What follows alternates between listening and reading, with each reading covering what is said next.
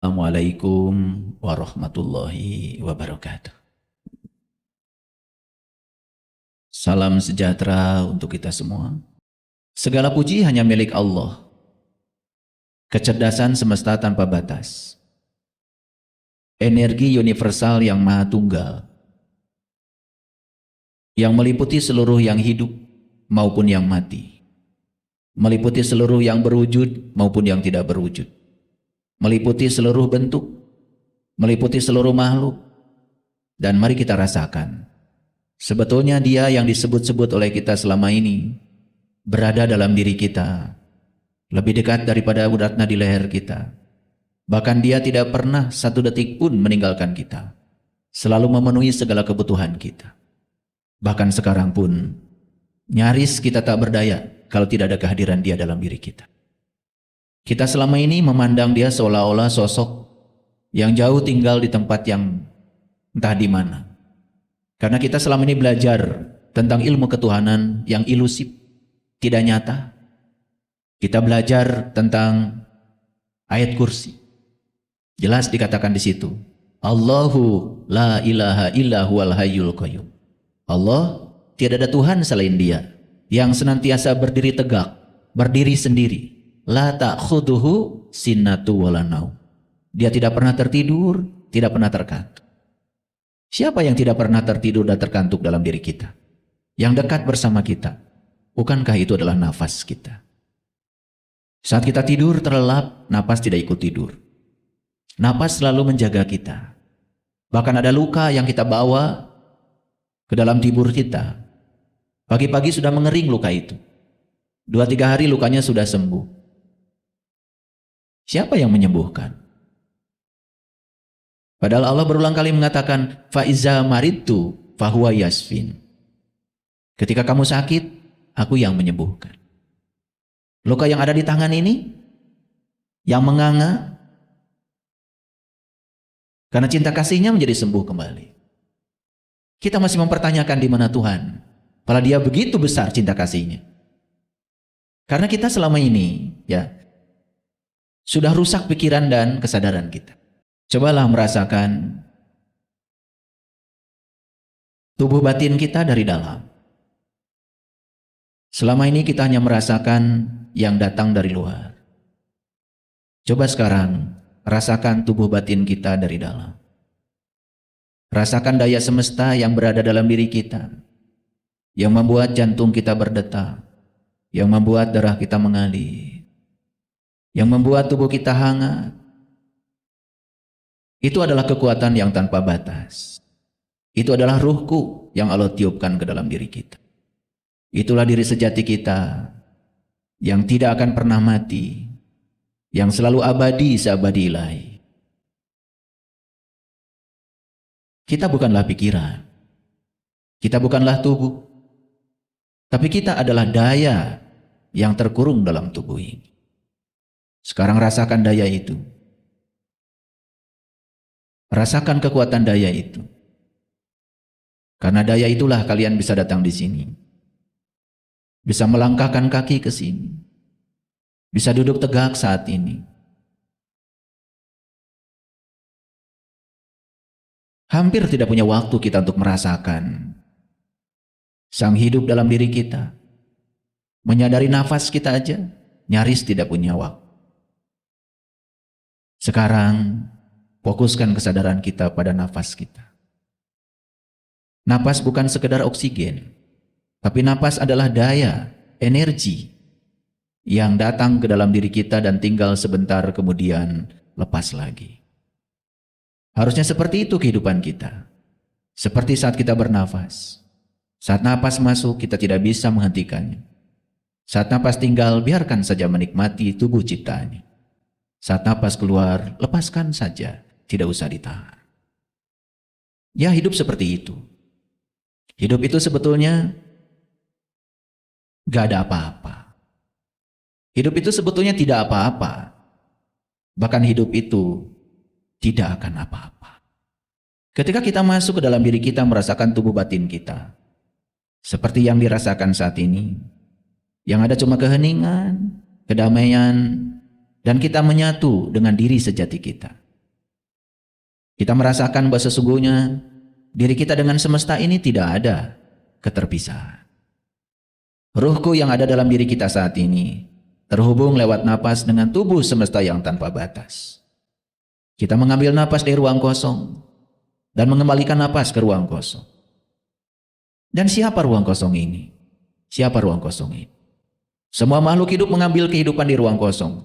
Semua makhluk hidup mengambil energi dari ruang kosong. Dan ruang kosong ini meliputi seluruh makhluk, meliputi seluruh ciptaan, bukan hanya di luar, tetapi meliputi seluruh bentuk. Karena seluruh bentuk di semesta ini tersusun oleh atom, dan atom itu di dalamnya adalah ruang kosong. Jadi yang disebut dengan tubuh fisik ini, yang kelihatan kasat mata secara realitas, karena kita tidak mengerti rahasianya, seolah-olah tubuh fisik ini adalah padat, padahal hanya ruang kosong. Ketakutan dan kecemasan dalam hidup berasal dari diri kita yang palsu, dari pikiran kita yang bukan diri kita. Enak gak? Pernah gak merasakan tubuh batin kita seperti itu? Makanya ada kata-kata bijak, jika pikiranmu diam, maka alam semesta akan menyerahkan dirinya kepadamu. Jika pikiranmu diam, maka alam semesta akan menyerahkan dirinya kepadamu. Karena segala kebutuhan tentang diri kita sudah ada di dalam diri kita. 2500 tahun yang lalu, semua ilmuwan di alam semesta ini mempertanyakan, sebetulnya semua benda-benda yang di alam semesta ini, termasuk diri kita sendiri, itu terbuat dari apa? Ada bumi, ada matahari, ada planet, ada bintang-bintang, ada pohon, ada batu, semua yang bersifat materi. Ada hewan, ada tumbuhan. Mereka mempertanyakan, sebetulnya semua itu berasal dari apa? Itu pertanyaan 2500 tahun yang lalu. Lalu mereka semuanya berhipotesa, mengemukakan pendapatnya sendiri-sendiri. Ada yang bilang, alam semesta ini tersusun dari 4 unsur. Yang namanya api, yang namanya air, yang namanya udara, yang namanya tanah. Dan mereka menganggap saat itu seolah-olah 4 unsur itu adalah unsur dasar. Tapi kemudian penemuan-penemuan, eksperimen-eksperimen mulai berkembang. Bahkan ada ilmuwan yang berani mengatakan, oh ternyata air, api, udara, dan tanah ini tersusun oleh sesuatu yang amat kecil, yang saat itu disebut saja atom. Dan mereka mengatakan atom adalah bagian terkecil dari suatu unsur yang tidak bisa dibagi-bagi lagi saat itu. Karena teknologi belum secanggih yang sekarang. Nah, ketika orang mengemukakan konsep atom, tentu saja banyak yang menentangnya. Karena atom tidak bisa dilihat. Seolah-olah yang tidak bisa dilihat itu tidak ada. Padahal yang tidak bisa dilihat bukan tidak ada.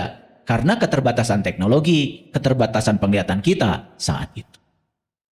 Makanya ketika orang mengemukakan konsep atom, semua menyerang. Biasa, kalau ada hal baru, ya, dan orang-orang yang merasa mapan dengan konsep lama tidak bisa menerima. Bahkan dikucilkan. Ya, ada seorang ilmuwan yang dihina habis-habisan, namanya Ludwig Boltzmann, orang Jerman itu. Dia orang pertama yang mengemukakan konsep atom. Itu dihina, dibully saat itu, karena berbeda dengan konsep yang mereka miliki saat itu. Nah, karena tidak tahan, Ludwig Boltzmann ini akhirnya bunuh diri. Gak tahan. Walaupun yang dikemukakan benar. Nah, sebelum Ludwig Boltzmann ini bunuh diri, padahal setahun sebelum beliau bunuh diri, ada ilmuwan muda namanya Einstein. Sudah membuktikan kalau atom itu ada. Cuman karena dia tidak membaca artikelnya Einstein, dia merasa sendiri. Padahal dia yakin itu adalah kebenaran. Ternyata konsep tentang atom tidak bisa disangkal lagi sekarang. Bahwa alam semesta ini tersusun oleh atom-atom. Ada hidrogen, ada oksigen, ya, ada nitrogen, ada natrium, ada kalsium, ada magnesium, ada zinsum, ada aurum. Wah, banyak. Lebih dari 140 unsur yang sudah ditemukan. Ternyata itulah unsur dasar pembangun dari semuanya. Teknologi terus berkembang. Ternyata di atom pun ada yang lebih kecil lagi.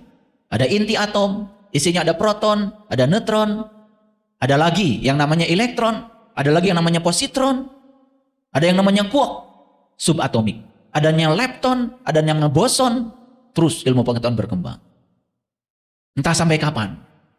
Mungkin suatu saat kita akan sampai pada satu partikel yang mungkin tidak bisa dibagi lagi. Yang saking lembutnya tidak bisa dibagi lagi. Lalu sekarang kita sudah memasuki satu kesadaran manusia berdasarkan pemahaman ilmuwan yang disebut dengan medan kuantum. Ternyata alam semesta ini isinya adalah getaran, vibrasi, energi. Dan ternyata semua yang datang ke dalam kehidupan kita itu bukan ciptaan Tuhan. Tuhan itu hanya sang keberadaan, sang kehadiran. Semua yang datang dalam kehidupan kita karena kita menggunakan diri kita untuk menarik semua itu sehingga mereka tertarik ke dalam kehidupan kita. Dengan konsep getaran, konsep energi. Dulu konsep energi, kata Einstein, energi sama dengan massa dikalikan kecepatan cahaya dikuadratkan. Para ilmuwan fisika kuantum menemukan lebih dalam lagi. Ternyata energi adalah sebuah konstanta yang disebut dengan konstanta Boltzmann. Itu yang tadi bunuh diri itu. Karena dia orang pertama yang menemukan konsep itu. Dia yang pertama kali mengemukakan sebuah teori, namanya teori kinetik. Ternyata energi itu adalah sebuah konstanta alam, namanya konstanta Boltzmann, dikalikan frekuensi. Makin tinggi frekuensinya, makin besar energinya. Tetapi banyak yang tidak menyadari, kalau sekarang kita sudah tidak memiliki wajah asli lagi. Itulah kajian kita hari ini. Oleh karena itu, bagaimana cara kita bertemu dengan wajah diri kita yang asli kembali? Itulah kira-kira kajian kita hari ini. Oleh karena itu, saya mau mengemukakan satu ayat. Ini ayat yang sangat saya kagumi. Adanya di Quran surat Al-Baqarah. Masih di bawah ya, masih surat Al-Baqarah ayat yang ke-54. Wa iz qala Musa liqaumi. Dan ingatlah ketika Musa berkata pada kaumnya. Jadi Musa ini berkata pada kaumnya. Musa siapa? Musa itu ya seorang rasul. Musa itu bisa dipandang sebagai sosok, bisa dipandang sebagai peran. Bedanya apa sosok dengan peran? Pak Prabowo itu sosok, perannya presiden. Jadi kalau sosok itu ada batasnya. Tapi kalau peran itu selamanya. Toh nanti begitu Pak Prabowo tidak jadi presiden lagi, pasti akan ada yang meneruskan sosok yang lain di peran itu. Paham? Paham ya? Bedanya sosok dan peran.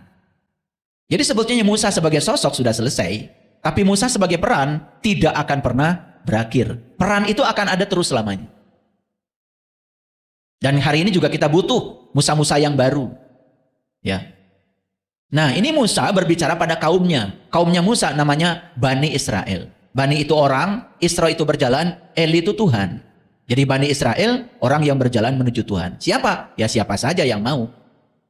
Maka yang mau berjalan menuju Tuhan disebut hambanya Tuhan.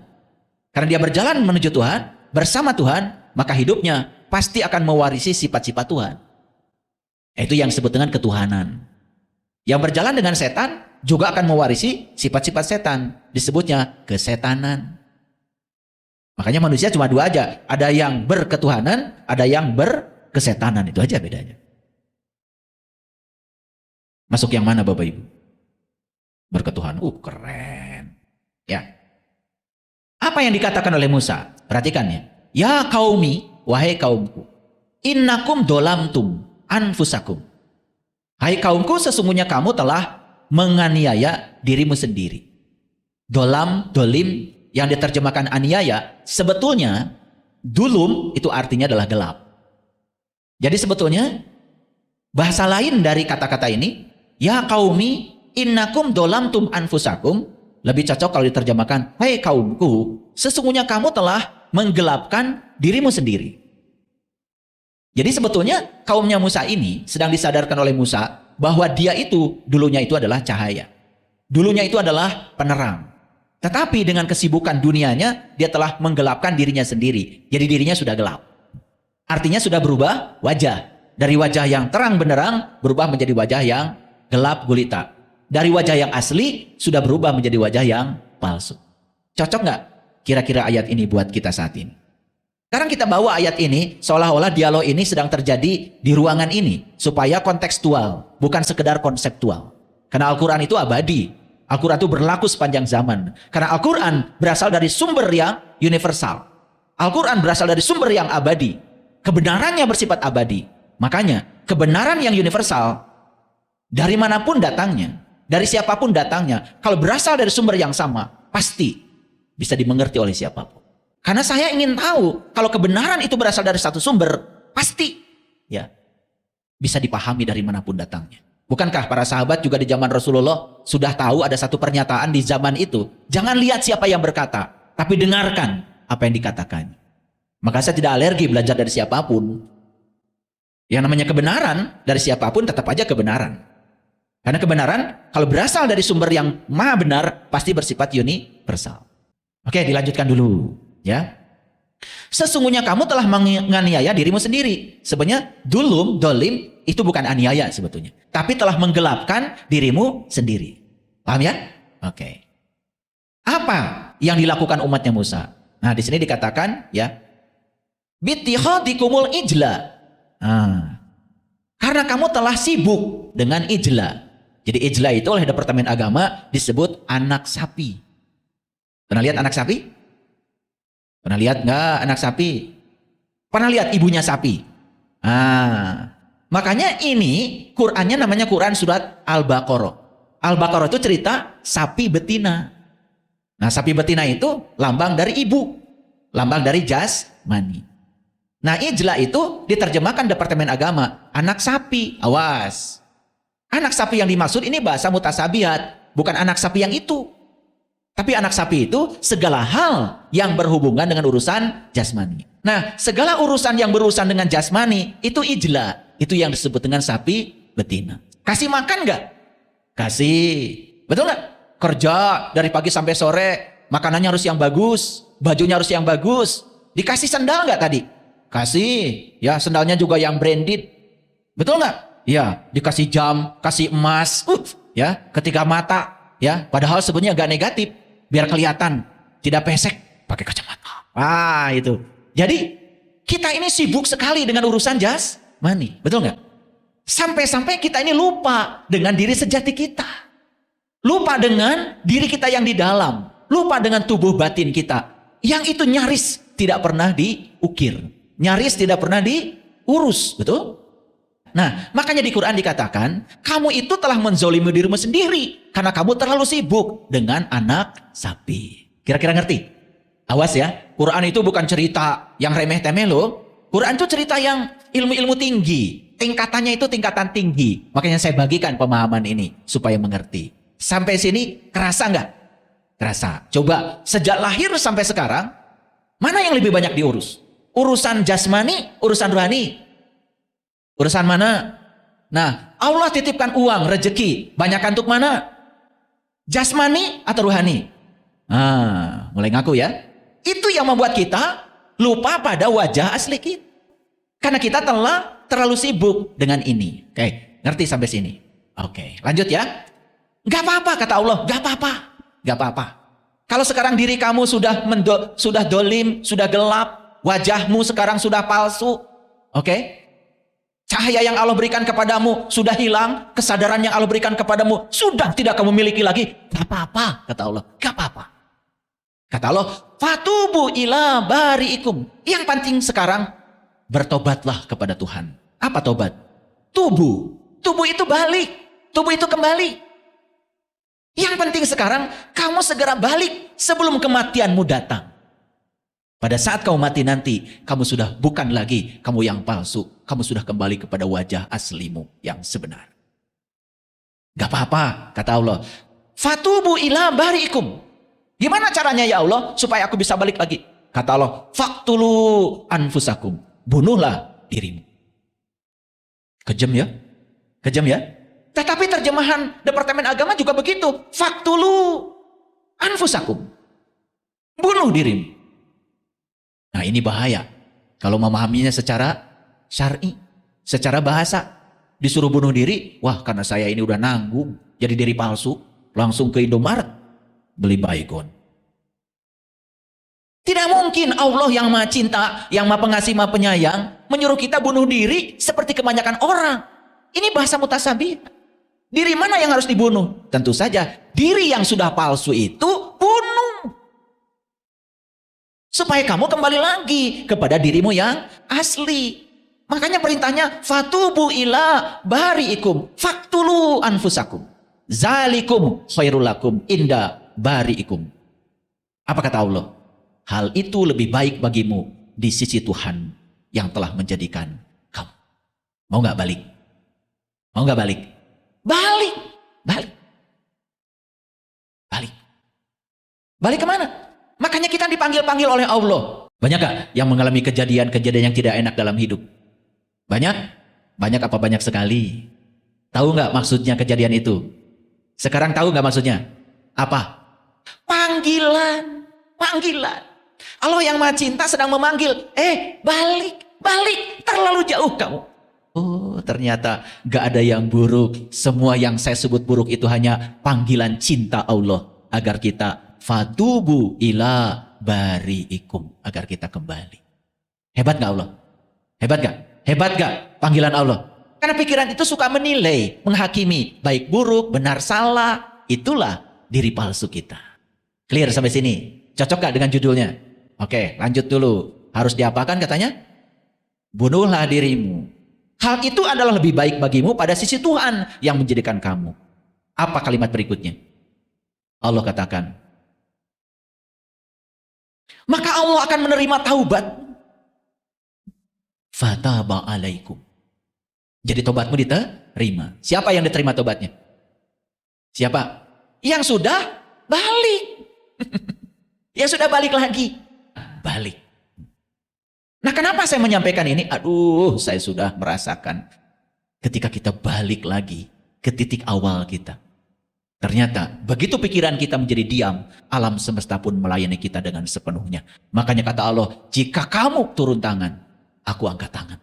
Tapi jika kamu angkat tangan, aku turun tangan. Betul gak? Selama ini kan seolah-olah kita inilah yang mengatur segalanya. Betul? Nah, ternyata hidup kita diatur oleh kita berantakan. Betul gak?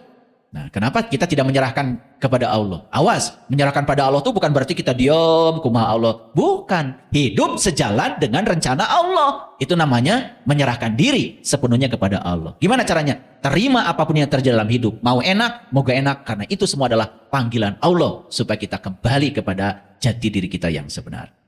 Clear sampai sini? Nah, maka dipungkas dengan kata-kata, ya, innahu huwat tawwabur rahim. Sesungguhnya dialah yang maha penerima taubat, lagi maha penyayang. Mau kembali pada Allah. Mau kembali pada jati dirimu yang sebenarnya.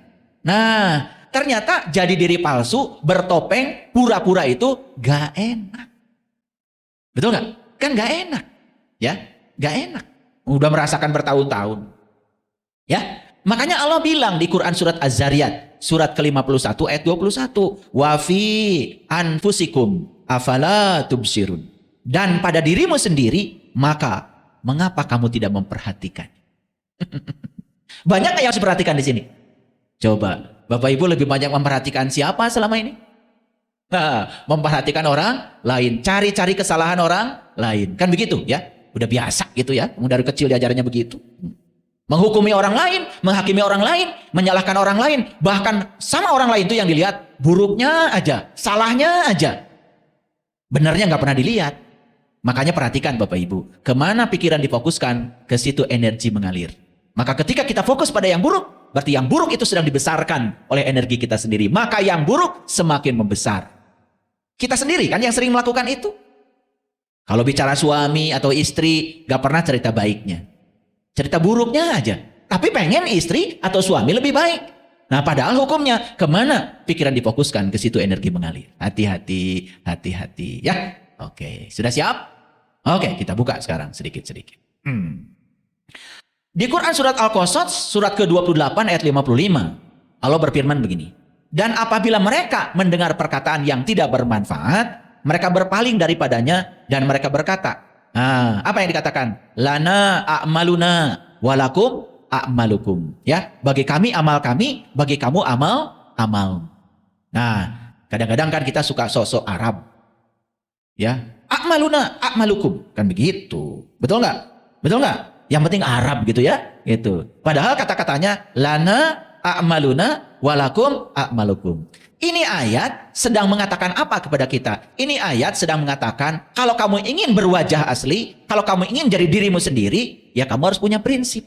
Apa prinsipnya? Lana a'maluna walakum a'malukum. Nah, kita ini selama ini tidak punya prinsip. Lebih banyak menjadi orang lain.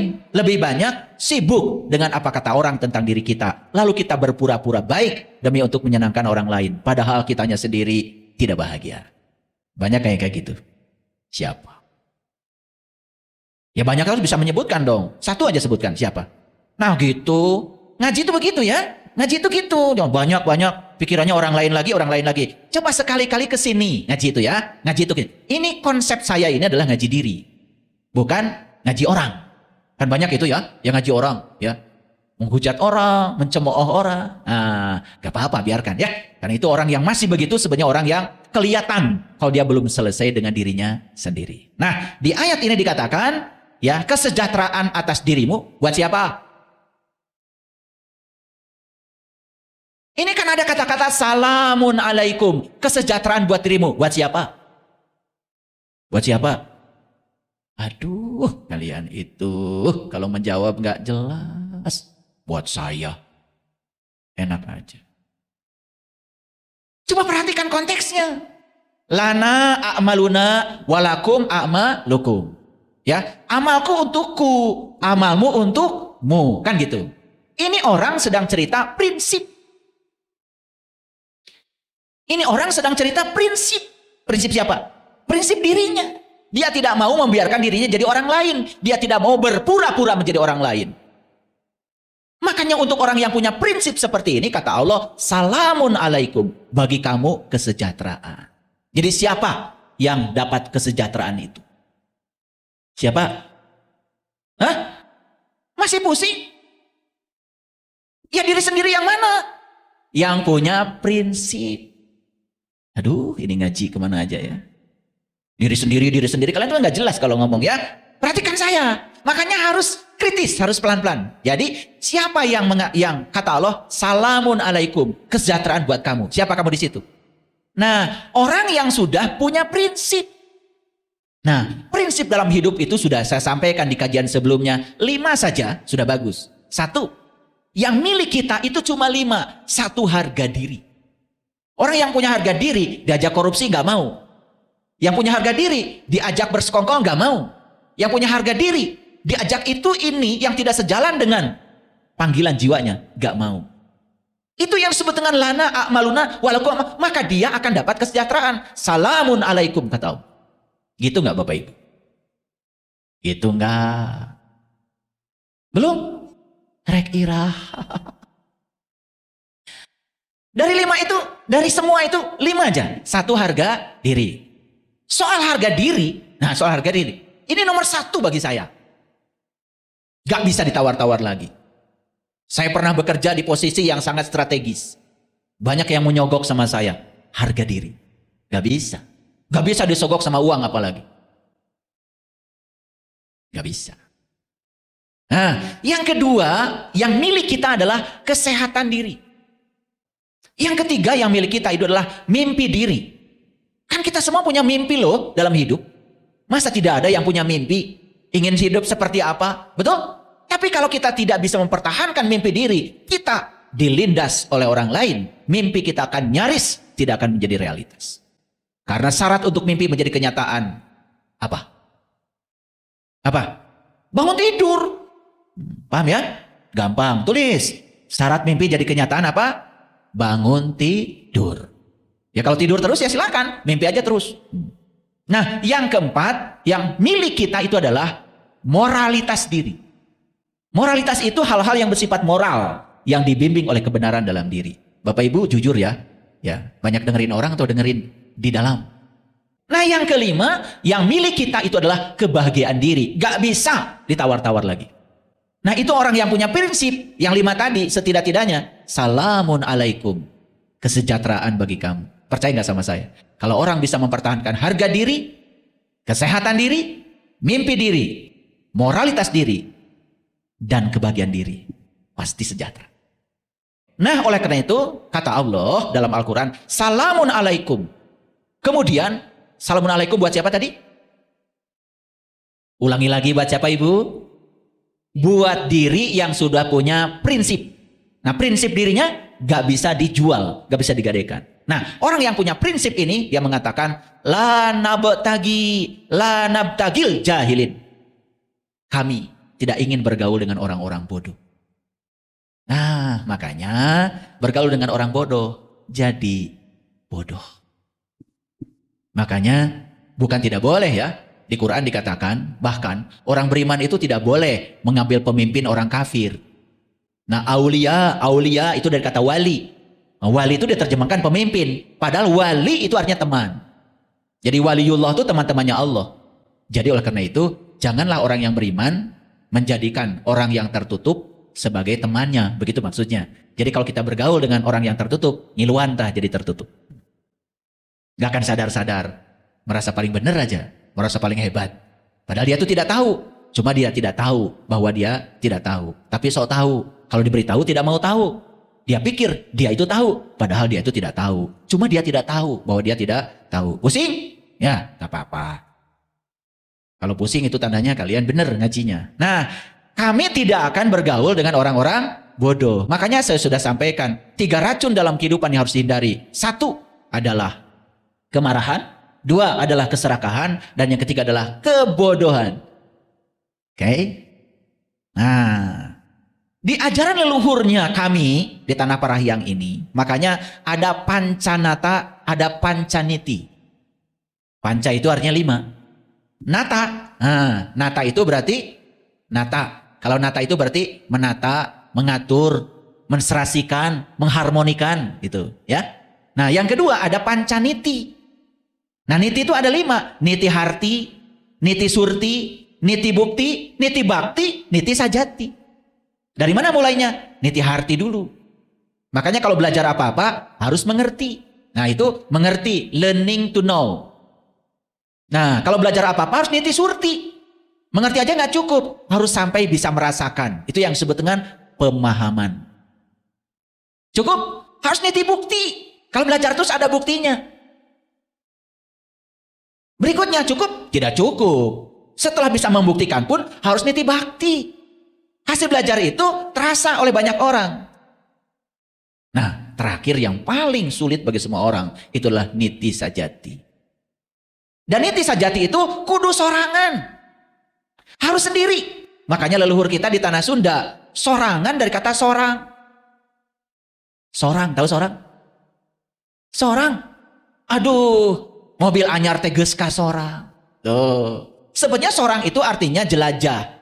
Karena kita menjelajahi, kita mengalami, tercapailah. Maka tercapai disebut kasorang. Sorang itu artinya jelajah. Maka sorangan artinya menjelajahi diri sendiri. Bahasa Indonesia yang disebut niti sajati. Untuk apa? Untuk mengenali diri sendiri. Oh, ternyata wajah saya yang sekarang ini bukan wajah asli saya. Begitu niti ke dalam diri, niti sajati, baru tahu. Oh, sebetulnya wajah saya yang sebenarnya ini. Gitu nggak Bapak Ibu ngajinya? Nah, makanya ada pancanata, tata sarira. Tata sarira apa artinya? Bereskan diri sorangan. Baru tata warga. Nah, tata warga ada 2. Yang pertama kula warga, yang kedua warga kula. Kula warga, kula warga. Kula, kulo kalau orang Jawa Tengah, orang Jawa Timur. Kula itu apa? Kula itu saya. Warga, warga itu kumpulan. Kalau kita sudah berniat berkumpul dengan orang lain, contoh membangun rumah tangga, kan disebutnya kulo wargo, keluarga. Berarti ada komitmen nggak di situ? Ada. Nah, orang yang selalu bentrok ketika kula warga itu karena gagal tata salira. Karena hidup di dunia palsu, dia tidak meniti ke dalam diri. Makanya tata salira dulu bereskan. Bagusnya Bapak Ibu, sebelum anak-anak kita dinikahkan, bereskan dulu dia dengan dirinya sendiri. Makanya saya terpikir, saya ingin bikin pelatihan pranikah. Supaya apa? Yang mau dinikahkan itu tata sarira dulu. Bereskan dulu dengan dirinya sendiri. Sehingga saat dia kula warga. Nah, kula warga tahu tadi? Keluarga. Kula itu saya, kaula. Sudah ada di warga. Sudah berkumpul. Ketika berkumpul, pakai trok enggak? Berinteraksi enggak? pakai truk ya. Ini nggak ngerti ya. Ketika berkumpul, berinteraksi nggak? Berinteraksi. Ketika berkumpul, berinteraksi kemudian tanpa aturan, bahaya kan? Makanya coba di rumah keluarga ada aturan? Ada aturan. Ada komitmen yang harus dibangun. Makanya keluarga itu latihan menerima dan menghargai bahwa saya kula dengan yang lain, dengan kula yang lain itu berbeda. Sadar nggak Bapak Ibu? Kula dikumpulkan jadi warga. Disebut aja kula warga. Itu level kecil. Ada lagi warga kula. Nah kalau warga kula, organisasi, masyarakat gitu. Makanya orang-orang yang berorganisasi gak beres di kula warganya, tidak beres tata sariranya, hancur tuh organisasi. Mau partai mau apa.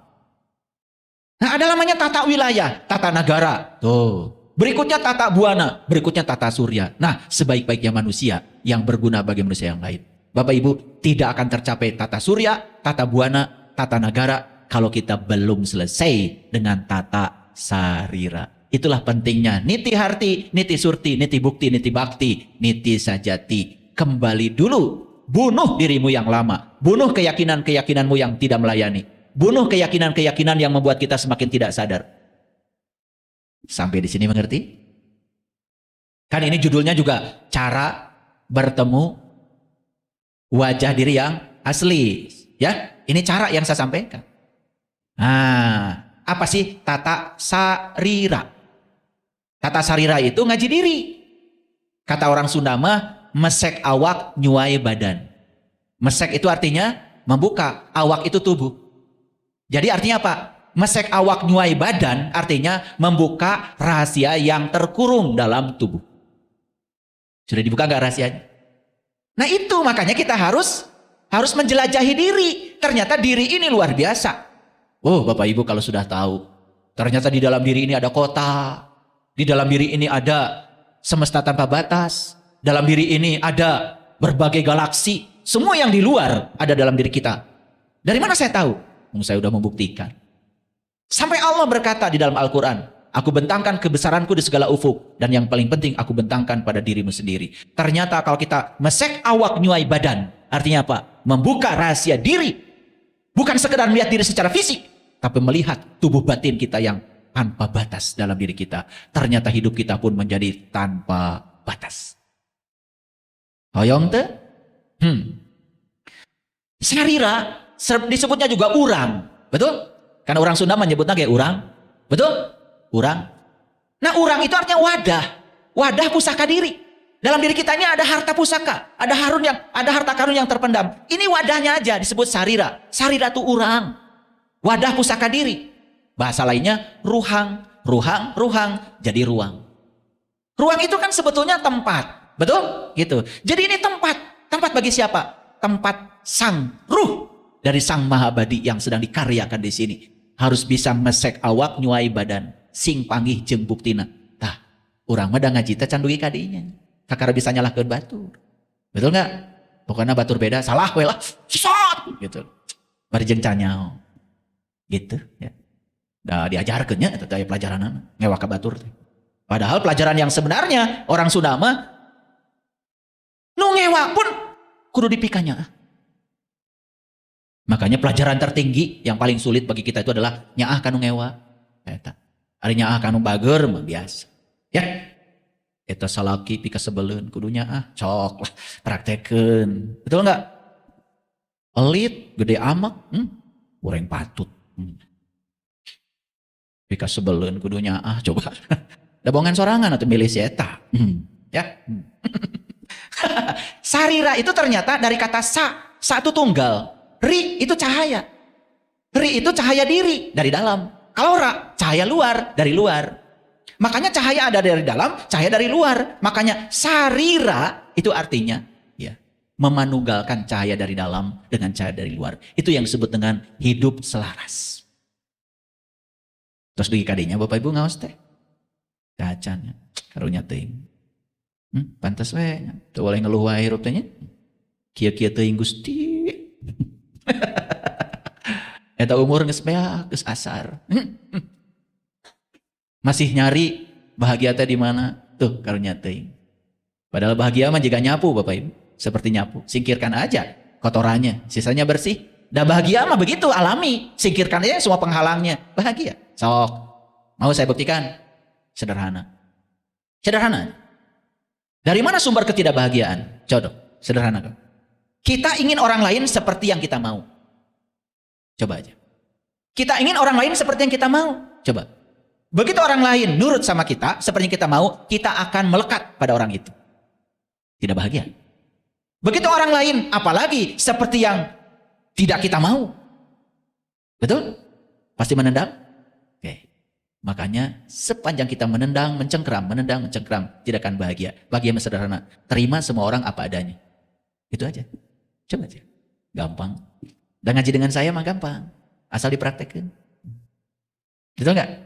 Dan kita mah jarang praktek ya. Ngaji teh hayo we ngapalkeun. Ya? Hari nulis rajin, hari praktek itu. Ya, tiap ngaos teh sibuk we nulis, betul nggak? Gitu. Karunya teuing ya. Jadi sarira itu tempat pertemuan cahaya dalam dengan cahaya luar. Satu tunggal menyatu. Nah, apa cahaya luar? Lihat saya Bapak Ibu. Bukankah semua makhluk hidup itu mengambil kehidupan dari sini? Lewat napas. Betul nggak?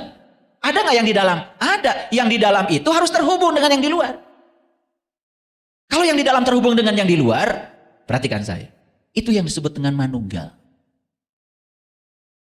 Oh ternyata yang di dalam dengan yang di luar sama. Ternyata yang meliputi saya dengan yang meliputi semua orang itu adalah yang sama. Cuma meliputi segala bentuk. Coba, mungkin nggak kita nyakitin orang?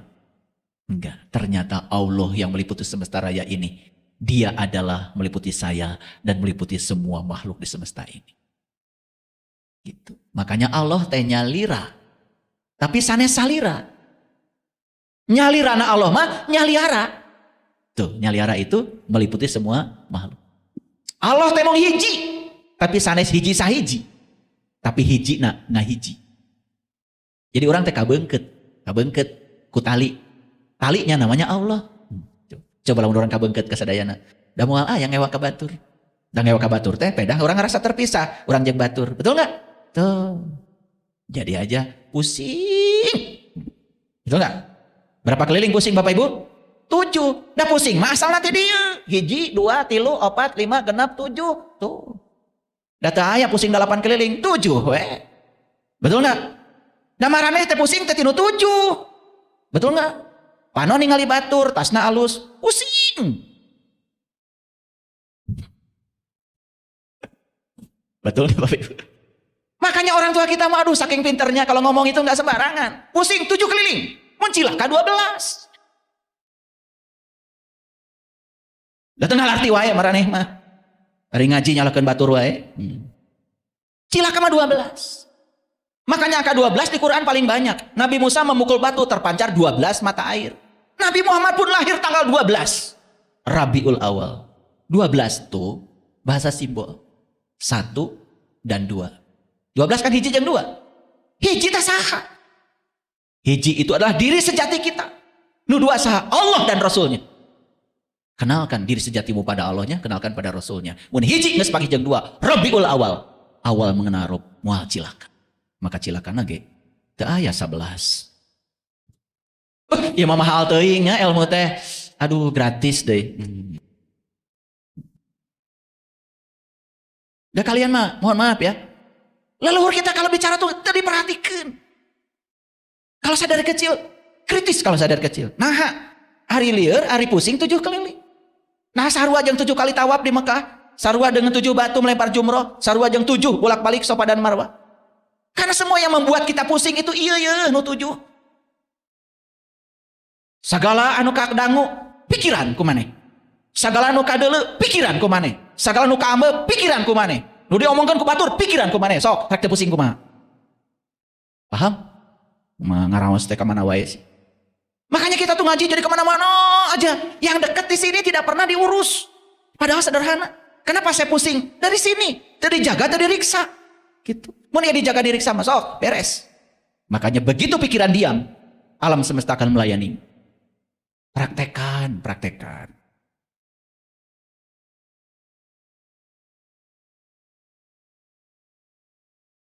Sarira, sarila disebut kula.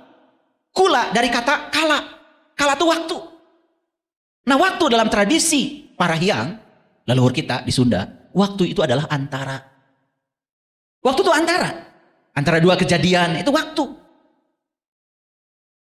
Kala dari dua kata, dari ka artinya alam, ya, alam jadi, atau disebut juga kejadian. La itu energi ternyata. Jadi leluhur kita mah di Nusantara sudah kenal konsep energi dari dulu. Sebelum rumus E sama dengan HF ditemukan di fisika, leluhur kita sudah kenal konsep energi. Bahwa alam semesta ini adalah energi. Kita adalah energi, pikiran energi, perasaan energi. Kalau energi isinya dua, getaran, frekuensi, dan vibrasi. Sok Bapak Ibu. Bapak Ibu mau ngomong apa di sini? Kalau ngomongnya tidak pakai perasaan, tidak akan jadi apa-apa. Tapi kalau bicara pakai perasaan, itu jadi doa. Saya baca tuduh ajaran Buhun.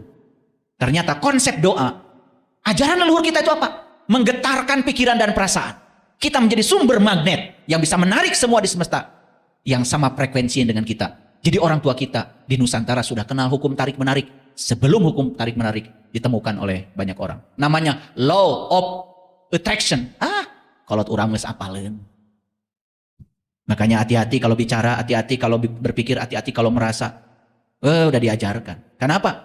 Karena apa? Semua yang dibicarakan itu akan jadi kenyataan. Kalau diberi rasa, apalagi kalau sudah jadi keyakinan. Jadi ternyata yang namanya sarira itu tempat terjadinya energi yang dahsyat di dalam diri. Jadi sarira kita ini, diri kita ini, di sini ada energi yang tanpa batas. Semua yang membatasi energi ini adalah pikiran kita. Lihat saya semuanya. Bapak Ibu berpikir, hidup saya adalah gaji saya. Sudah, hidupmu hanya gaji. Tidak akan berlaku wa may yattaqillaha yaj'al lahu makhraja wa yarzuqhu min haitsu la yahtasib. Tidak, karena kita menyangka seolah-olah hidup kita adalah gaji kita. Gaji kita sudah jadi Tuhan, sudah jadi berhala. Kenapa? Karena kerjanya cari uang. Coba kerja itu, saya datang ke dunia ingin menjadi kepanjangan tangan Allah, menyampaikan cinta kasih Allah lewat peran saya. Uang bukan tujuan. Uang nanti yang akan datang mengunjungi kita setelah kita memerankan diri sebagai kepanjangan tangan Allah. Sekarang tanya semua orang, yang dagang pasti cari uang, yang jadi pejabat cari uang. Saya tanya mahasiswa semuanya, kenapa Anda kuliah? Semua jawabannya, karena ingin uang. Uang sudah nomor satu. Tidak ada yang menjawab, saya jadi mahasiswa karena saya percaya ini jalan hidup saya. Allah sedang ngasih peran buat saya. Dan saya ingin menjadi kepanjangan tangan Allah lewat peran saya untuk menyampaikan cinta kasih Allah. Coba Bapak Ibu, kalau mau dagang, catering, jangan cari uang. Pikirkan, Allah ngasih bakat masak sama saya. Dan saya senang masak di dapur. Mulai sekarang, saya ingin melayani orang-orang yang mungkin oleh Allah tidak dikasih bakat masak. Dagang dah. Tapi niatnya itu, bukan uang. Dapat nggak uang? Saksikan saya, saksikan omongan saya. Begitu niatnya dirubah, bahkan uang mengejar kamu, bukan kamu mengejar-ngejar uang. Kalau ingin lebih detail lagi, ikut pelatihan di saya. Namanya pelatihan dirindukan uang. Mau dirindukan uang? Ya, investasi. Investasi. Sesekali coba ya, berikan uang kita dari sini ke atas. Tong tidak kehanap, wah.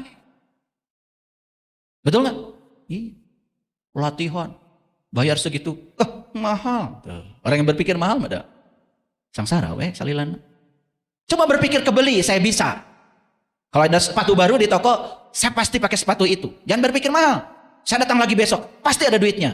Pasti ada jalan dari semesta. Yang berpikir mahal, apalagi, sepatu mahal banget, perampokan. Mal bisa pakai sepatu eta, setam.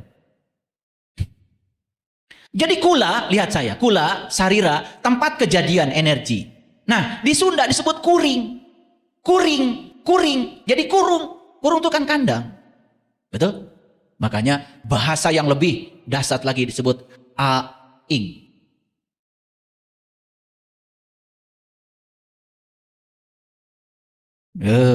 Kalian megah ngerti. Ing itu getaran. Aing. Nanti ya saya bahas aing. Harus 4 SKS kuliah itu. Khusus aing. Makanya ya orang Sunda kalau sudah menunjukkan kesundaannya aing, persib nu aing. Bapak aing, gitu. Kan kita mengatakan, itu kasar, bisanya cuma gitu aja kalian. Gak ngerti. Kalau itu sedang menunjukkan jati diri. Sedang menunjukkan kalimat lana a'maluna walakum a'malukum. Ini kajian saintifik. Makanya ada yang mencemooh saya. Saiful Karim bukan ustadz. Ya kata siapa? Pernah nggak saya mengenalkan atau saya menyebut Ustadz Saiful Karim? Enggak. Saya nulis di YouTube Saiful Karim aja. Kan saya bukan siapa-siapa. Bukan kiai. Ya iya bukan. Bukan ulama. Apalagi dandanannya kayak gini. Tapi pendeta. Alhamdulillah. Kan pendeta mah bagus. Betul nggak? Orang yang terpandang di agama Nasrani. Makanya jangan tertipu oleh luarnya. Kita harus lihat dalamnya. Ya, oke, lihat. Tata sarira itu mengenal diri supaya bisa pulang mulih kajati mula kaasa. Mulih kajati, siapa yang mulih kajati? Sejatinya diri, mulihnya kajati asal dari Allah kembali kepada Allah. Tubuh kita berasal dari tanah kembali ke tanah untuk melakukan proses siklus selanjutnya. Setelah di tanah tubuh kita dikubur, ntar juga jadi singkong, ntar jadi ubi, ntar jadi kangkung, betul? Jadi rumput, dimakan sapi. Kenapa? Atom-atom yang diurai di tubuh kita tidak akan pernah hancur. Disebutnya juga unsur.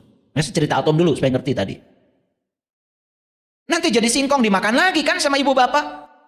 Ibu bapak pelukan, kan jadi lagi tubuh baru. Begitu aja terus. Itu namanya siklus tubuh. Terserah nyebutnya mau apa. Saya sebut siklus aja, banyak yang alergi. Nah, apa hasil belajar tata sarira? Hasil belajar tata sarira itu berdamai dengan diri sendiri. Itu yang disebut dengan sudah selesai dengan diri sendiri. Hasil belajarnya. Kalau sudah selesai dengan diri sendiri, soklah. Mau tata warga, mau bikin kula warga, mau bikin warga kula, mau tata negara, mau tata buana, mau tata surya, beres. Semua konflik terjadi karena kita belum selesai dengan diri sendiri. Bapak ibu, lamun dites sadayana di dia, wah ini lulus. Selesai dengan diri sendiri, sederhananya begini. Kita ini sudah tidak butuh yang di luar. Kita sudah bisa memenuhi semua kebutuhan dari dalam. Contoh sederhana, Bapak Ibu nih, yang bahagia nate. Kalau yang di luar memuji kamu, bahagia. Yang di luar mencela kamu, langsung jatuh. Itu belum selesai. Belum selesai. Saya tahulah yang di ruangan ini. Semua can beres. Makanya di Sunda itu ada salam. Namanya Sampurasun. Keren leluhur kita. Sampurasun. Sampurna ingsun. Itu doa. Supaya kita ini selesai dengan diri kita sendiri. Itu sampurasun. Maka jawabannya rampes, rampak, beres. Dan kalian mah kalau ngomong teh asal aja. Saya bilang sampurasun, rampes. Naon ibu rampes? Teh indah batur kayak gitu. Dasar area di masjid teh nyebut nanti rampes, mengenai sampurasun. Itu doa. Begitu saya bilang sampurasun, sampurna insun. Jawab, rampes. Saya harus beres. Gitu. Ya? Sadar nggak? Nah makanya bahayanya ngaji dengan saya itu ini. Jadi sadar. Itu bahayanya ngaji dengan saya. Oke, lanjut dulu. Nah, makanya kalau orang sudah selesai tata sarira, berikutnya dia ketika tata warga membangun komunitas, baik kula warga yang kecil maupun warga kula yang lebih besar dari itu. Beres. Kenapa? Karena hasil belajar tentang tata sarira dibawa ke dalam tata warga. Kalian ketika mohon maaf ya, berumah tangga, bikin kula warga, si kula bergabung jadi warga, semua membawa egonya sendiri-sendiri. Semua belum beres. Bayangkan ya. Tuh, kan konflik. Jadi kula warga itu tempat belajar menerima dan menghargai perbedaan. Hasil belajar di kula warga apa? Akur, jeung dulur, sakasur. Keren ya. Jadi kalau hasil tata sarira apa tadi? Hasil tata sarira. Udah lupa lagi. Selesai dengan diri sendiri. Kalau hasil dari tata warga apa? Nah, tata warga yang paling kecil kula warga. Kalau kita bisa belajar menerima dan menghargai bahwa suami dengan istri adalah berbeda secara fisiologi, disitulah bakal bisa akur jeung dulur sakasur. Nah, bahasa Indonesianya kita bisa rukun dengan teman sekasur. Nah, saya terjemahkan. Karena ada orang Malaysia yang dengerin kajian ini sekarang. Gak ngerti katanya, boro-boro orang Malaysia. Orang Sunda gelo banta apaleun. Betul nggak? Dagas poho ke jati dirina, ya, lebih mengagung-agungkan leluhur bangsa lain daripada leluhurnya sendiri. Nah, warga kula, nah tadi masyarakat, ya, kampus, organisasi, perusahaan, partai, sekolah, di situ lebih luas lagi. Bayangkan sekarang, tata sarira nggak sukses, masuk ke kula warga nggak sukses, masuk ke warga kula tambah amburadul, tidak punya prinsip, jadinya apa? Jadi orang lain. Tuh, lama kita sudah jadi diri palsu. Nah, hasil belajar warga kula di organisasi, di partai, di apa, di masyarakat, apa itu? Akur jeung dulur sadapur. Sadapur tahu?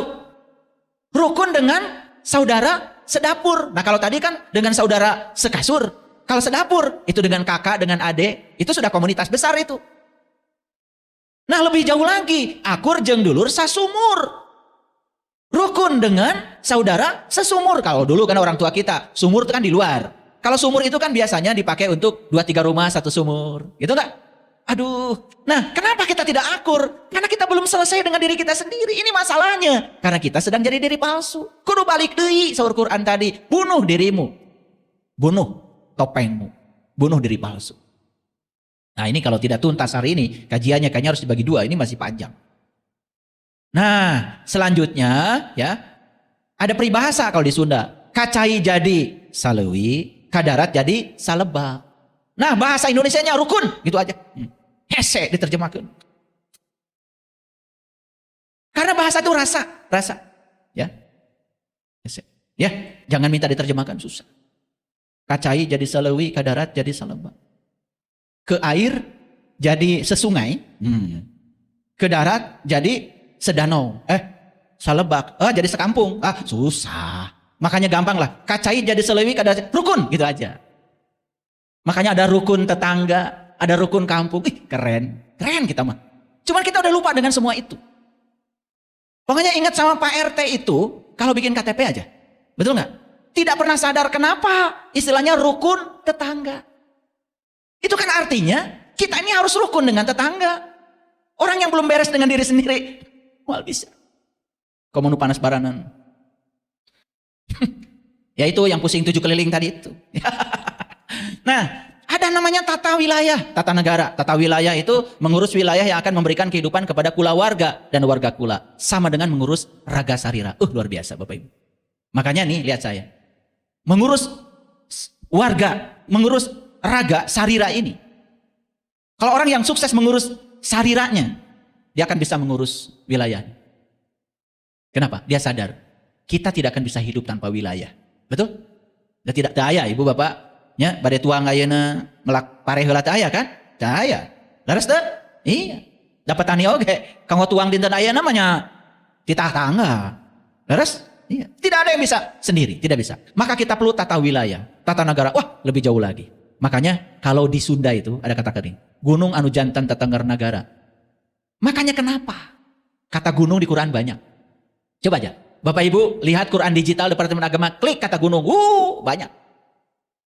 Bahkan ketika Nabi Musa ingin melihat Tuhan, ya Tuhanku nampakkanlah diri engkau kepadaku agar aku dapat melihatmu. Apa kata Allah? Kamu tidak akan sanggup melihatku, lihatlah gunung ini. Kenapa gunung? Gunung. Makanya kata-kata orang Sunda, gunung anu janten tetengger nagara. Jadi gunung itu yang menjadi pasaknya bumi. Maka tubuh manusia juga punya gunung. Disebut Sang Hyang Sirah. Dari Sang Hyang Sirah sampai Sang Hyang Dampal. Coba Bapak Ibu lihat saya semua.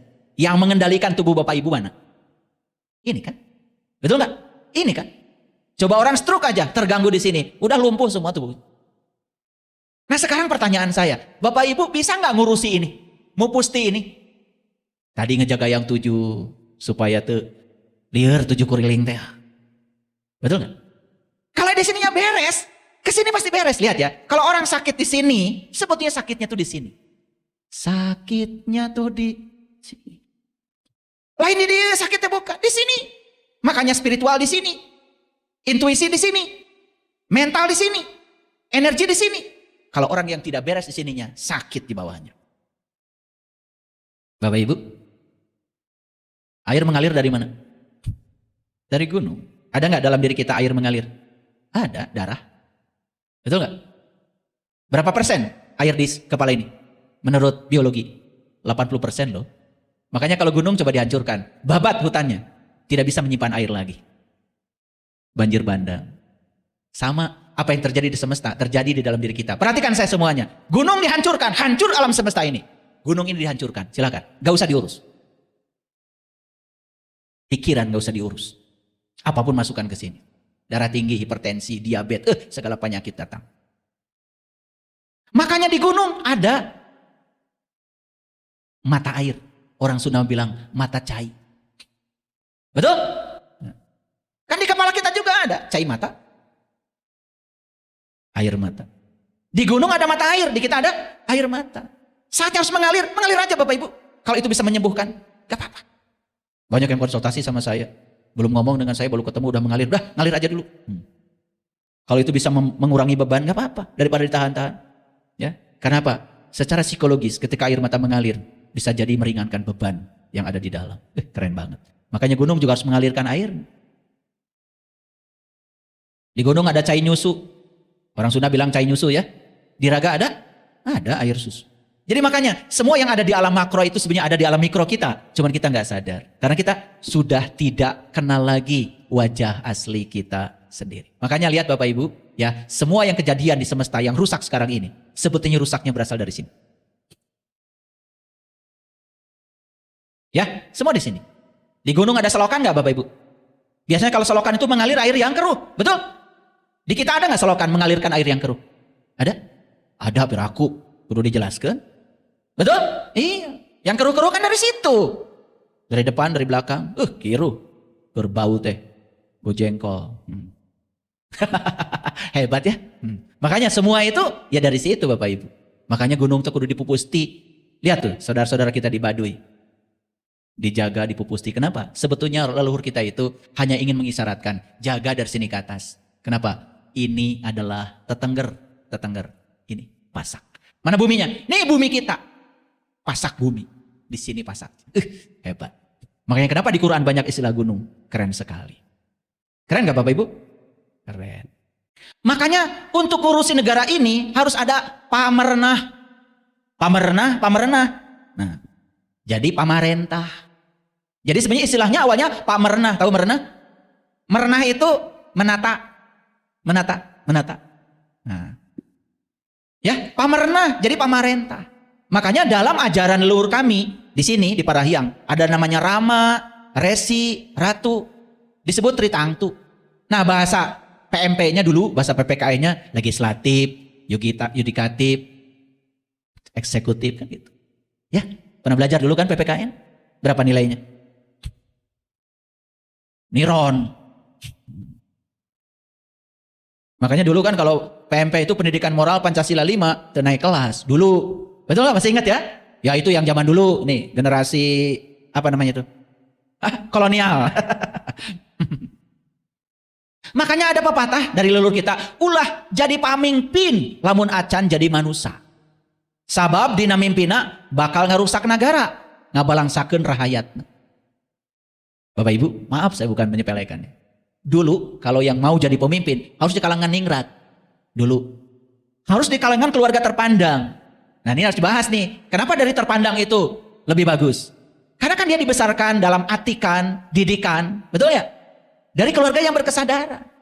Nah sekarang yang jadi pemimpin asal terkenal, tukang TikTok oke, bisa. Walaupun tidak punya kompetensi.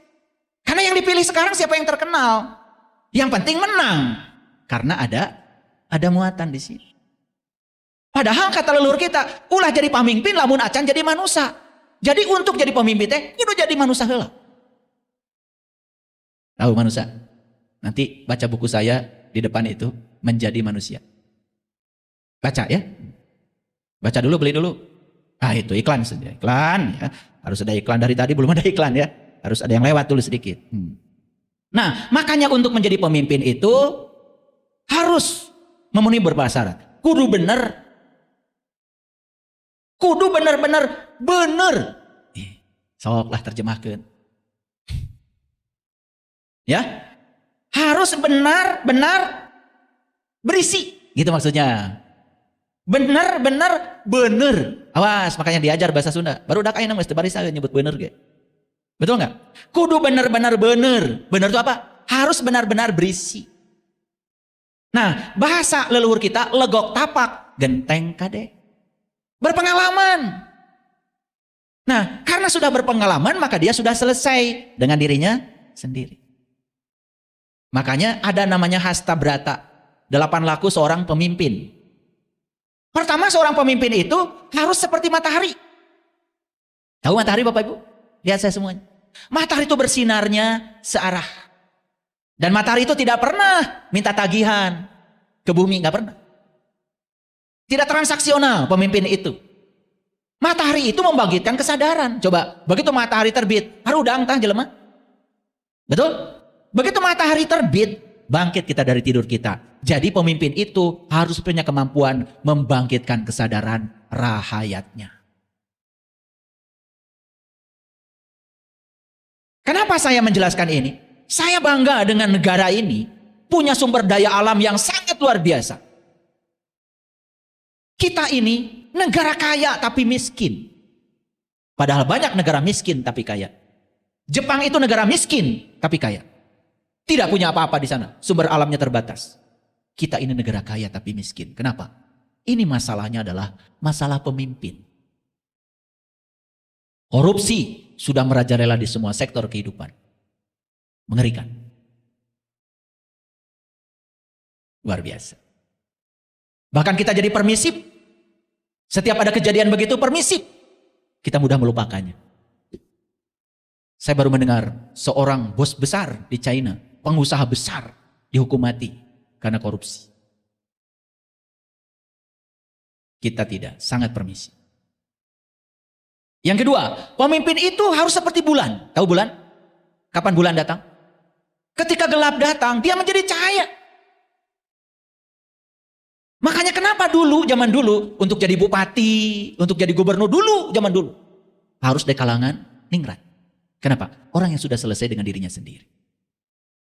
Kekayaannya sudah cukup, ilmunya sudah cukup, dan dia siap menjadi pelayan bagi rakyatnya. Bukan ingin dilayani rakyatnya. Dibalik. Ini harus saya bahas, karena ini ajaran leluhur, ini ajaran Nusantara. Dan semua orang harus mendengar ini. Saya tidak punya kepentingan apa-apa, karena saya bukan siapa-siapa. Tapi saya adalah rakyat Indonesia yang cinta tanah air. Saya harus bicara ini. Pemimpin itu harus seperti bintang. Tahu bintang? Bintang itu selalu dijadikan arah, kompas, penunjuk arah. Dulu kalau orang melaut, yang jadi penunjuk arahnya bintang. Pemimpin itu harus menjadi penunjuk arah. Bukan sekadar arah kehidupan di dunia. Termasuk arah untuk kehidupan pulang. Rakyatnya, mulihkan jati mulang kasa. Makanya kudu legok tapak genteng kadek. Harus benar-benar benar. Cok. Benar ilmunya. Berisi. Benar kebijaksanaannya. Benar kesabarannya. Benar hartanya. Akan korupsi. Dan semua orang yang korupsi itu adalah orang-orang yang kekurangan. Dan semua yang korupsi itu adalah orang-orang yang serakah. Sudah banyak pun, sudah gaji tinggi pun, masih merasa kekurangan. Makanya semua koruptor itu orang miskin. Kurang wae saya tahu. Sloba oge. Kenapa? Ada racun dalam dirinya. Namanya keserakahan. Serakah itu tidak merasa cukup. Makanya dunia ini, penduduknya 8 miliar sekarang. Akan selalu cukup dunia ini buat semua orang yang bersyukur. Dan dunia ini tidak akan cukup hanya untuk satu orang yang serakah. Yang keempat, pemimpin itu harus memiliki sifat air. Tahu air? Coba Bapak Ibu, air masukkan ke wadah. Dia akan memenuhi wadah itu. Dan permukaannya selalu datar, apapun wadahnya. Selalu rata. Dan air itu sebagai sumber kehidupan. Pemimpin itu harus rata. Jarang ada pemimpin mau berkunjung ke rumah-rumah rakyat. Jarang.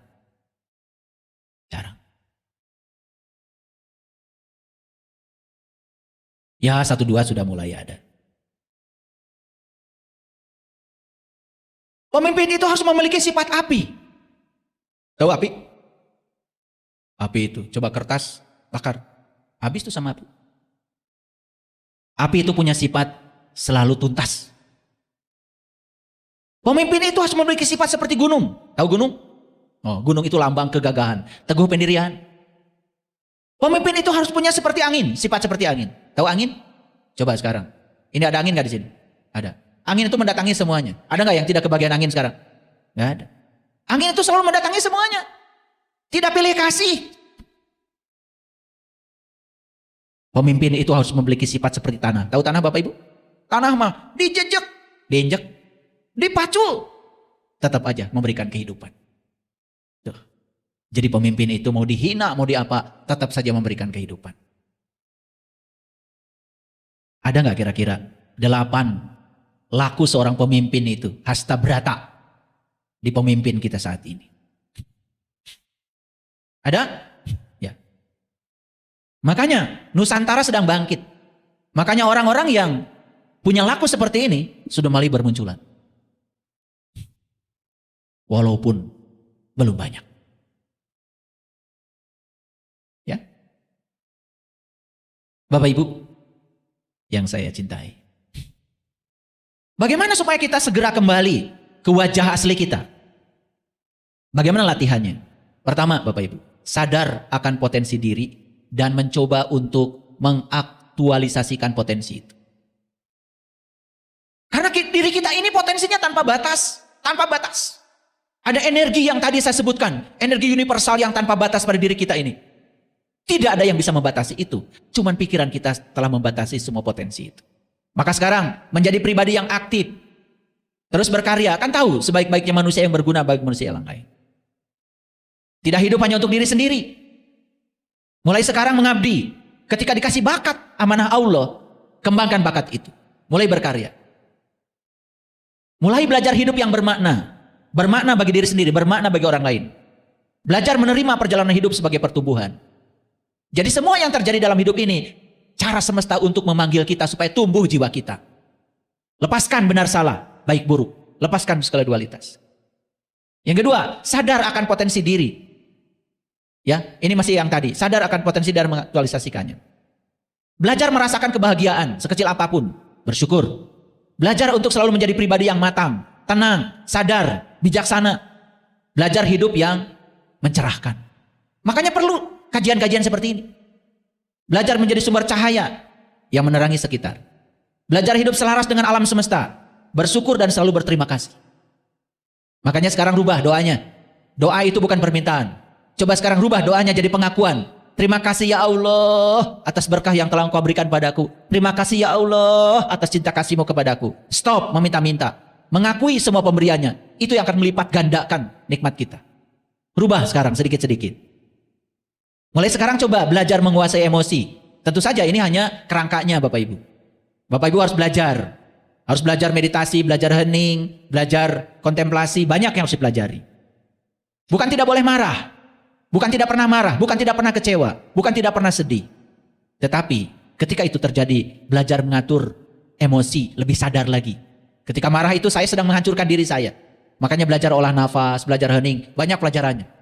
Jadi untuk menemukan wajah asli kita kembali itu, tidak cukup hanya berbangku tangan Bapak Ibu. Tidak cukup. Tahu kapan harus tenang. Meskipun dalam situasi yang sulit dan ketidakpastian. Karena hidup itu selalu akan menemukan situasi yang tidak pasti. Tapi tahu kapan harus tenang. Tahu kapan harus tegas. Tanpa harus melukai. Tetapi dengan tujuan yang edukatif. Boleh marah pada anak? Boleh. Tapi marahnya itu bukan mengeluarkan kata-kata yang melukai. Tegas. Tidak melukai. Tapi untuk tujuan yang edukatif. Makanya Bapak Ibu, kalau mau jujur, marah saja harus ada pelatihannya. Bapak Ibu harus diajarkan cara marah. Marah yang edukatif gimana caranya? Ini dianggap kecil. Padahal banyak yang konsultasi dengan saya menyesal. Kenapa? Sering marah pada anak. Niatnya cinta. Padahal memerosotkan nasib anak. Kenapa? Masuk alam bawah sadar kata-kata yang buruk. Anak kita sekarang menjadi tidak percaya diri. Ingat ya Bapak Ibu. Kesedihan itu bukanlah sebuah jebakan. Tetapi jeda untuk menguatkan diri. Boleh sedih? Boleh, gak apa-apa. Itu jeda supaya kita kuat. Terus menambah pengetahuan sebagai bekal hidup. Makanya saya mengapresiasi kehadiran Bapak Ibu. Saya semangat dari rumah tadi. Hari ini saya akan mengajar. Semoga yang saya sampaikan ini membawa kesadaran baru. Karena ini bukan ceramah agama Bapak Ibu. Ini adalah berbagi pengalaman kesadaran. Beda ya. Saya tidak memberikan ceramah agama. Kalau Arab saya kurang fasih, ya memang saya bukan orang Arab. Saya orang Garut. Gitu. Jadi kalau ceramah saya Arabnya kurang fasih, apalagi saya bicara Arabnya kurang fasih, saya akui, saya ini orang Garut. Saya nasi Arab. Gitu. Makanya saya mohon maaf kalau saya kurang fasih.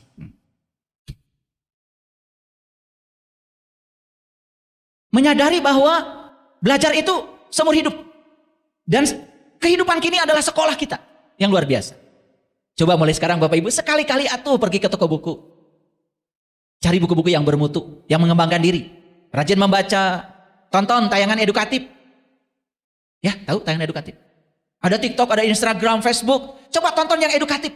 Yang bisa memberikan pencerahan gitulah. Ya. Jangan jadi brain rot.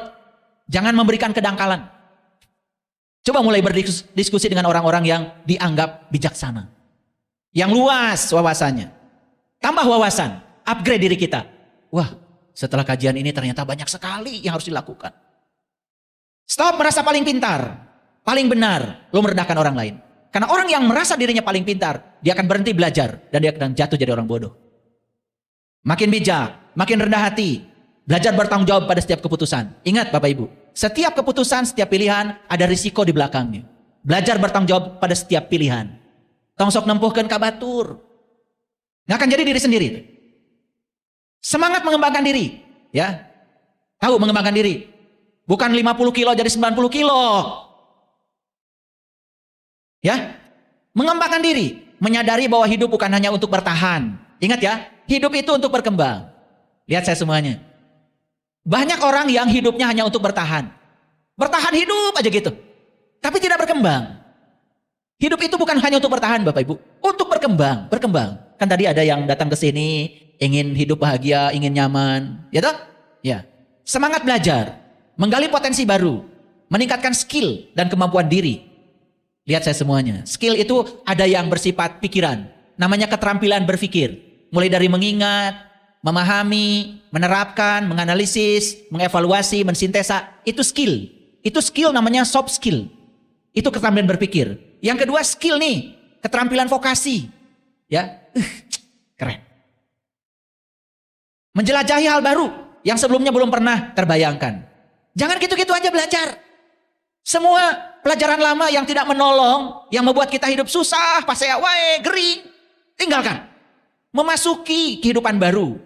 Wah, di semesta ini banyak sekali ya yang menakjubkan. Membangkitkan bakat terpendam dan potensi diri. Bapak Ibu itu datang ke dunia ini, saya kasih tahu ya, semua yang ada di dunia ini jenius di bidangnya masing-masing. Cuman kenapa kelihatan idiot? Salah tempat. Disiapkan oleh Allah bakatnya catering, diajar matematika. Disiapkan oleh Allah bakatnya itu menata ruangan interior, diajar fisika. Ya sama dengan ikan. Ikan tuh jenius di laut, dicai, di air. Tapi kalau dia disuruh memanjat pohon jadi bodoh laut. Nah, semua orang kelihatan bodoh salah tempat. Itu aja saya kasih tahu. Makanya harus dikompas diri tuh, harus diprofiling. Aduh, terlambat ya kalau ting. Sudah setua ini tidak menemukan sebetulnya saya ini oleh Allah dikasih bakat apa? Jenius saya di bidang apa? Sampai setua ini belum menemukan, aduh karunya. Memiliki disiplin yang tinggi. Ingat saya bilang tadi, disiplin bukan memaksa diri. Disiplin bukan memenjarakan diri. Disiplin adalah memberdayakan diri demi cinta pada diri kita sendiri. Oke? Mulai sekarang, afirmasikan diri dengan hal positif. Stop bicara yang tidak diinginkan. Stop bicara yang tidak diinginkan. Bicarakan mulai sekarang yang kita dambakan, yang kita inginkan dalam hidup. Karena semua yang dibicarakan akan jadi kenyataan. Disiplin menjaga kualitas pikiran. Disiplin menjaga kualitas perkataan. Disiplin menjaga kualitas tindakan. Disiplin menjaga perasaan dan keyakinan yang positif. Karena perasaan itu bahan bakarnya pikiran. Apa yang dirasakan dalam, masuk ke dalam pikiran, jadi realitas. Mau buruk atau mau baik. Mulai berinteraksi dengan orang-orang yang membuat diri tumbuh. Maaf ya, Kalau berinteraksi dengan orang-orang yang negatif, wah maju-maju. Berinteraksi dengan orang yang membuat kita tumbuh.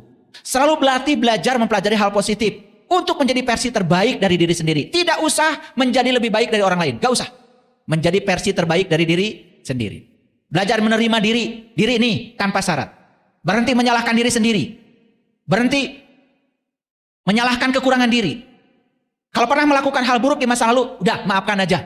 Jangan fokus ke situ. Jangan merasa bersalah terus-menerus. Itu kita sedang menarik yang negatif. Berhenti lari dari bayangan gelap yang dihindari. Dulu kalau ada yang tidak disukai, lari. Sekarang belajar untuk menghadapi. Di situ keberanian kita sedang ditumbuhkan. Belajar berdamai dengan masa lalu. Hidup itu di sini, saat ini, sekarang. Yang sudah lewat. Move on.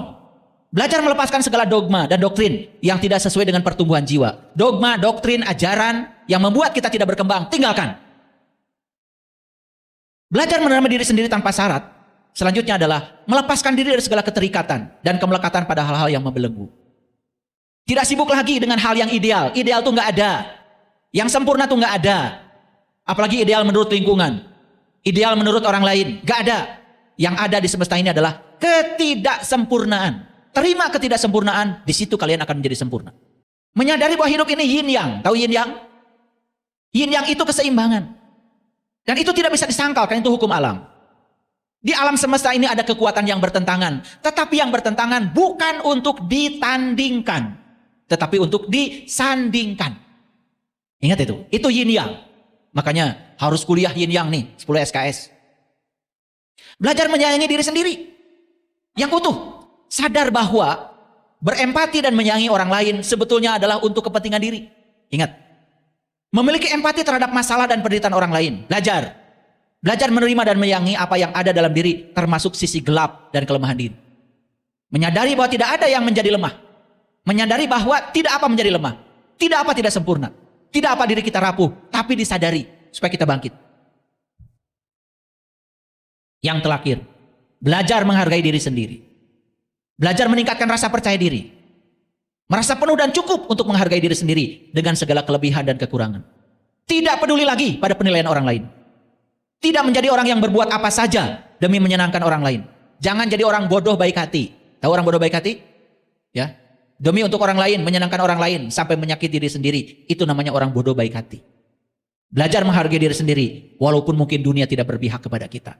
Ini langkah-langkah yang saya sampaikan ini adalah langkah-langkah agar kita menemukan kembali wajah asli kita. Saya jamin siapapun yang sudah kembali kepada wajah aslinya, sudah melakukan pertobatan, kembali kepada Allah, berketuhanan,